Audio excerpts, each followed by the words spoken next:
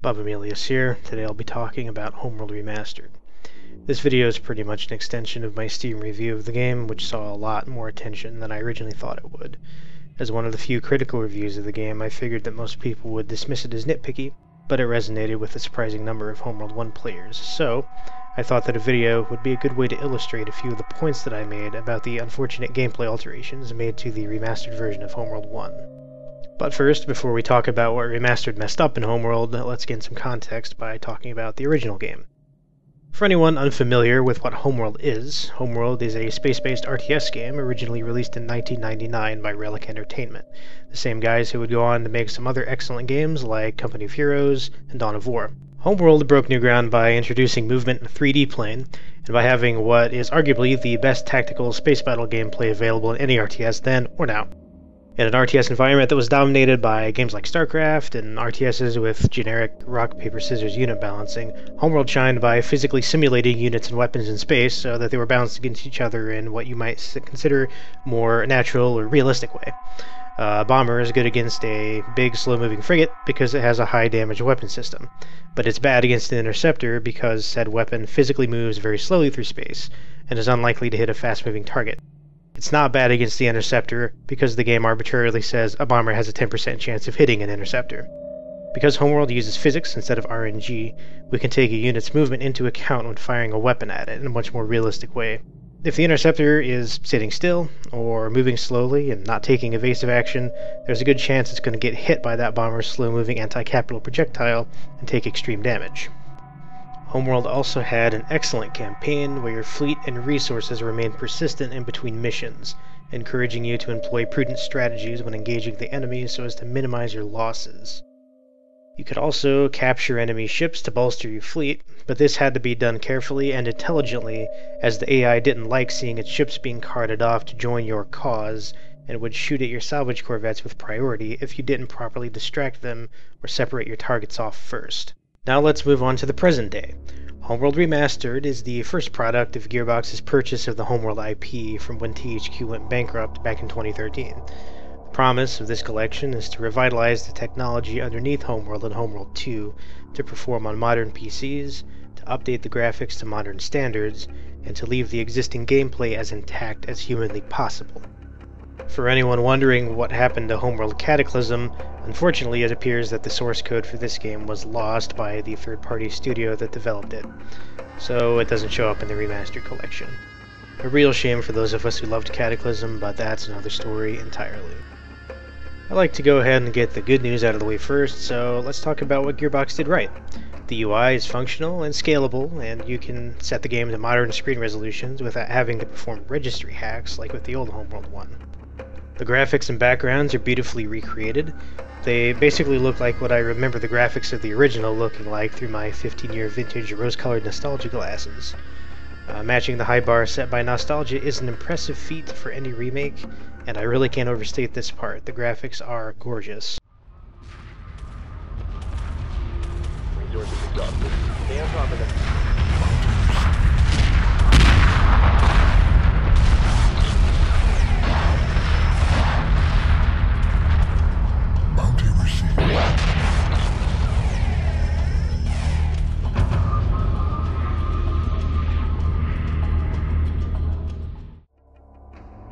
I know that wasn't much for pros, but there are already plenty of glowing reviews out there for people who like to focus on the positive. I'm here to provide a critical viewpoint from the perspective of someone who played and loved the original Homeworld 1, but wasn't necessarily that thrilled about Homeworld 2. Homeworld 1 was a vital component of my formative years of gaming, so I have set the bar very high for this one. However, I haven't set the bar higher than what the original game already meets, and if they did it in 1999, certainly they can do it in 2015, right? Unfortunately, there are a few problems.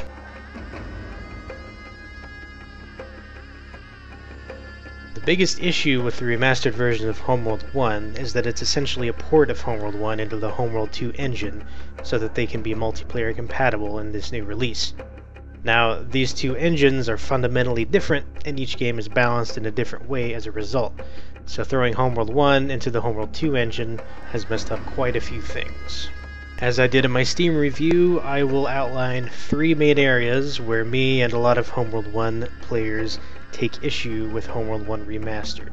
These are formations, tactics, and the physics and ballistics model.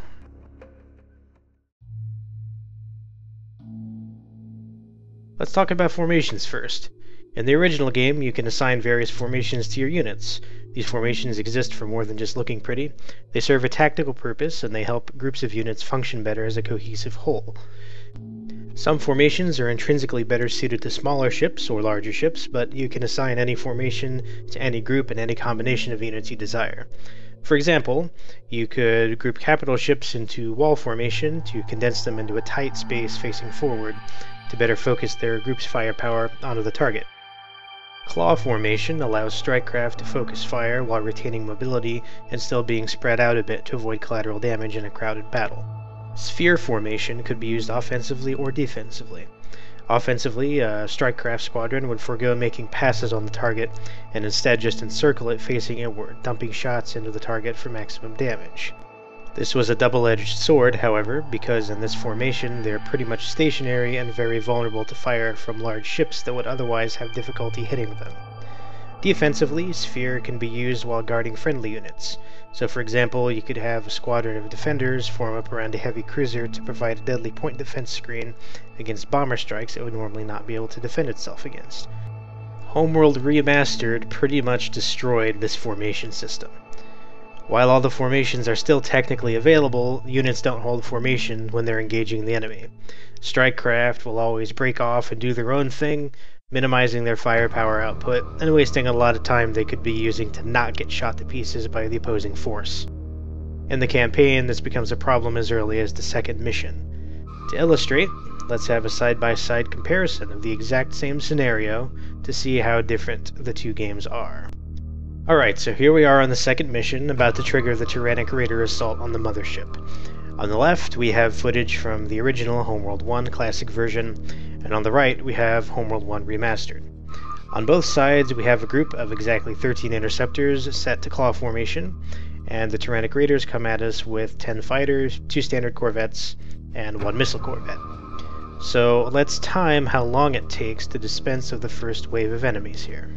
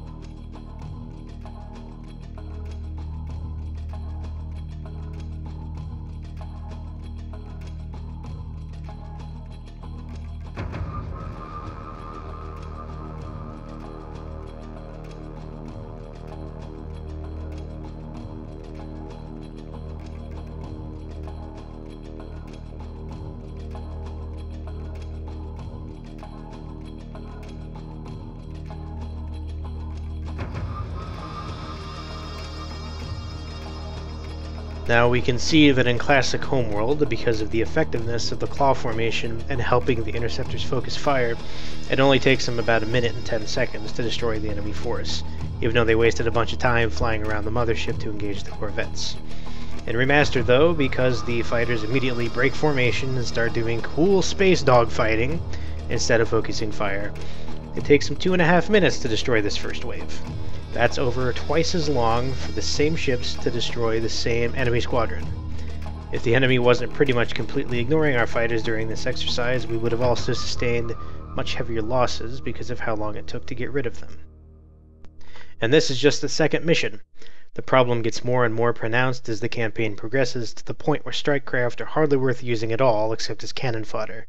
Their offensive effectiveness is drastically reduced as a result of Remastered failing to properly reproduce the formation system from Homeworld 1, and they're really only good for bogging down the enemy in a protracted engagement.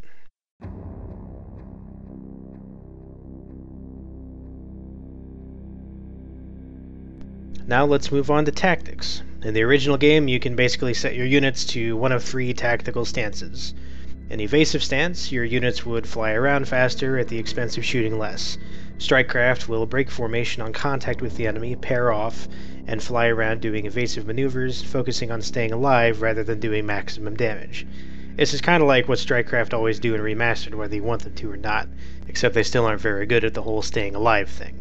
Anyway, evasive tactics are great for distracting the enemy with small cheap fighters like scouts or interceptors, while you move in with your heavy hitters to kill, or your salvage corvettes to try and capture your unsuspecting victim.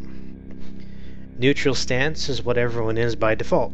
This is considered normal behavior for all units. They will hold their formation while engaging the enemy, and strikecraft will spread out a little bit and perform some evasive jinks to dodge some incoming fire while staying in formation and putting shots on the target.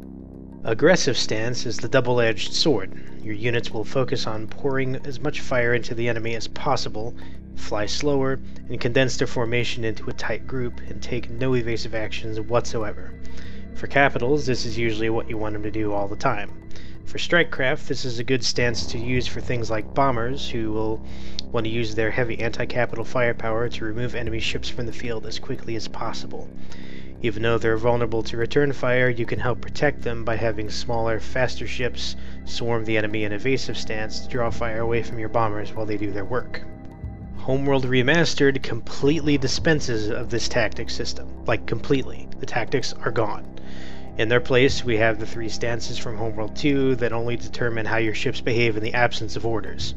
In passive, they won't engage the enemy under any circumstance. In defensive, they'll engage the enemy if fired upon. And in aggressive, they'll engage the enemy as soon as they see them. It has absolutely no tactical effect on how the units fly or conduct combat whatsoever.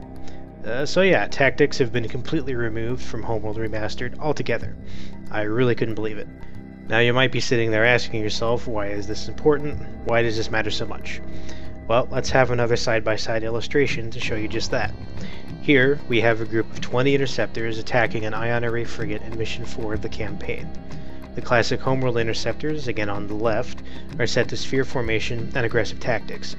This combination gives them the absolute maximum damage output they can do, because we really want this frigate to be dead.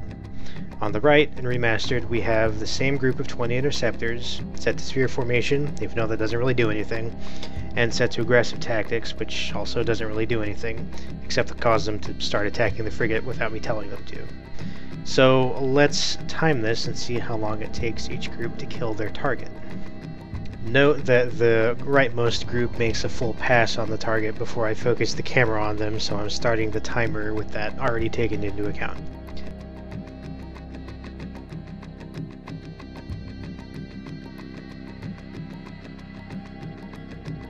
Now, watch how the interceptors on the left surround the target and just pour fire into it non-stop, while the ones on the right, with no formation or tactics controls, fly around and waste a bunch of time they could be using to dump bullets into that frigate.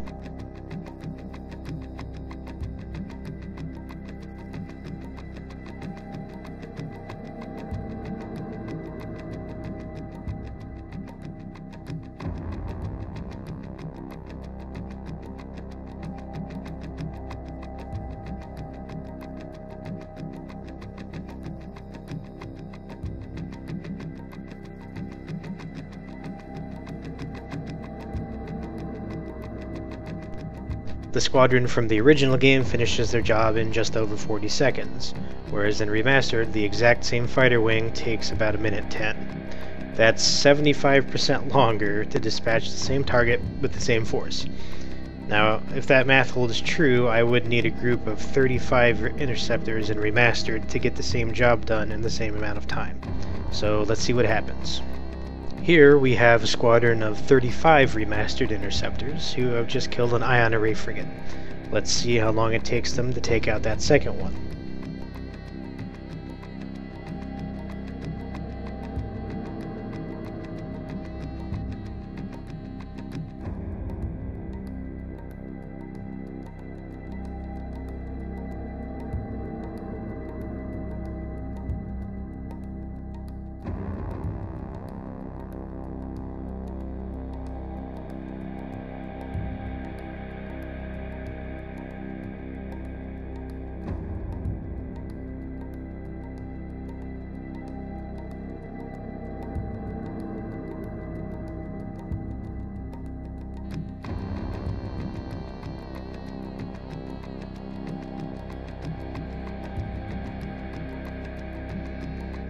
Alright, so the group of 35 Remastered interceptors kills the frigate in 43 or 44 seconds, which is a similar time frame to the group of 20 interceptors in the classic mode earlier. As you can see, it takes almost twice as many strike craft in Remastered to match the effectiveness of a smaller group in classic Homeworld. That's the power of formations and tactics. That's why it's so important to the Homeworld experience, and why it sucks so much that it's been completely gutted out of the game for the Remastered edition. Now, I have read posts from several people claiming that the non-functionality of these systems is a bug, and that Gearbox will be fixing it soon. I don't really believe that to be the case, though. I've looked on the Gearbox support site where all the known issues for the games are listed, and I don't see Homeworld 1 formations and tactics anywhere on this list. There's also another crucial reason I don't believe Homeworld 1 formations and tactics are ever coming back, which brings me to my third complaint. So, this is a slightly less obvious issue than my two previous complaints about formations and tactics, but it's also the root cause of those systems being absent from the Remastered game, and thus it's the most grave problem with this remake. As I mentioned earlier, Homeworld 1's engine used a physics model to represent ships and weapons in space.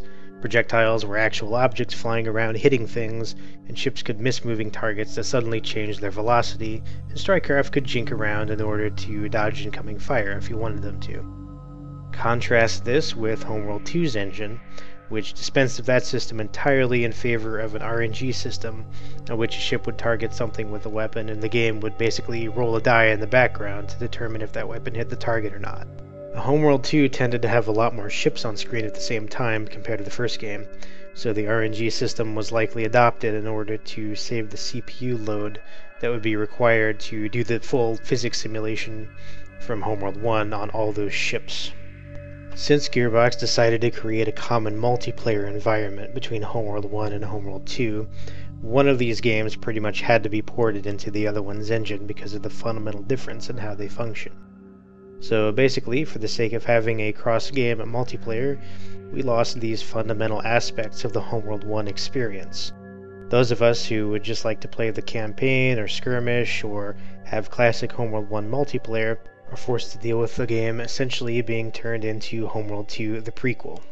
And we all know how well prequels tend to turn out.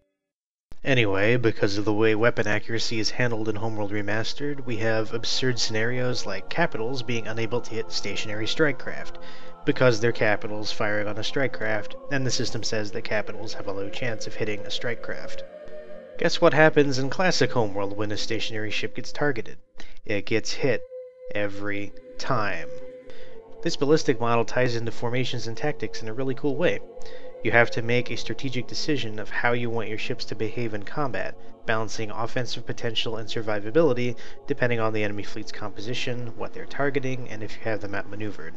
So, with all that said, Homeworld Remastered can still be a fun game. You just need to set your expectations accordingly.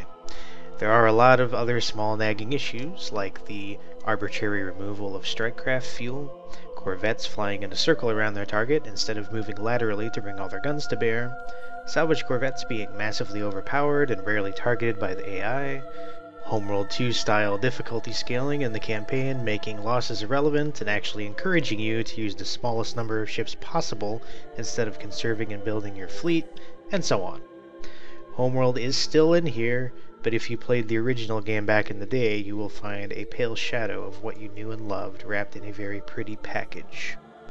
Fortunately, Homeworld Remastered does include the classic version of the game, and after performing a quick registry hack to get it to run at the proper resolution, it does run very well for the most part. For those of you new to the Homeworld series, I highly recommend giving the classic campaign a go so you can experience the strategic depth of the original game. It is a very rewarding experience. Okay, so there are a bunch of things wrong with Homeworld Remastered. How can we fix it? A lot of these issues could probably be solved by Gearbox or the mod community, as the game supposedly has a great deal of mod support. The most straightforward way to solve this issue would be to bring back the old physics engine of the original game. However, this will likely be impossible to mod in and very time-consuming for the developers to go back and fix. Considering the fact that it would also break the cross-game multiplayer compatibility, I really don't see this happening. Personally, I don't care if I can play the Titan against the Veigar, but Gearbox really wants me to be able to, even if it doesn't really make any sense that two factions with 120 years of technological separation would be evenly matched against each other. So, if we have to keep the RNG system, there are still some things we could do to improve gameplay. The most important thing would be to reintroduce the old formations as they worked in the classic game. Even if no other changes were made, having formations work properly would greatly increase the utility of strikecraft and would help with large-scale capital fights as well. Next, we can actually have tactics do something meaningful. The current behavior of strikecraft in Remastered is pretty similar to evasive tactics in Classic, except that strikecraft will still drop like flies. Reducing chance to hit against strikecraft flying an evasive stance would help simulate Homeworld Classic. Conversely, aggressive stance could be used to make strikecraft easier to hit, while increasing their own chance to hit against enemy targets, or causing their weapons to fire more rapidly at the expense of movement speed, something like that. Neutral tactics would have no bonuses or penalties, but would at least see formations being properly held in combat. We would also need to introduce chance to hit modifiers based on the target's relative speed and direction from the shooter. If a fast-moving interceptor is flying laterally from the shooter's point of view, it would be very difficult to hit, but if it's flying directly towards the shooter on an attack run, it would be much easier to hit. Stationary targets should always be hit because they're stationary, and we have to assume that ship crews are at least capable of pointing their guns towards the enemy ship. So, if we go and make all these changes, we would once again have a game where positioning and flight behavior of your units had a significant impact on the battle. This would be a vast improvement on the current state of affairs, and a pretty acceptable middle ground between Homeworld Remastered and the original game. Anyway, I've blathered on for long enough. I know this was a very critical review, but despite what you might think, I actually don't hate this game. It's still good, it just doesn't quite measure up to the original. If you play it and enjoy it and completely disagree with everything I've said here, that's perfectly fine, you're entitled to your opinion, and that's great. I'm happy for you that you're having fun, so carry on.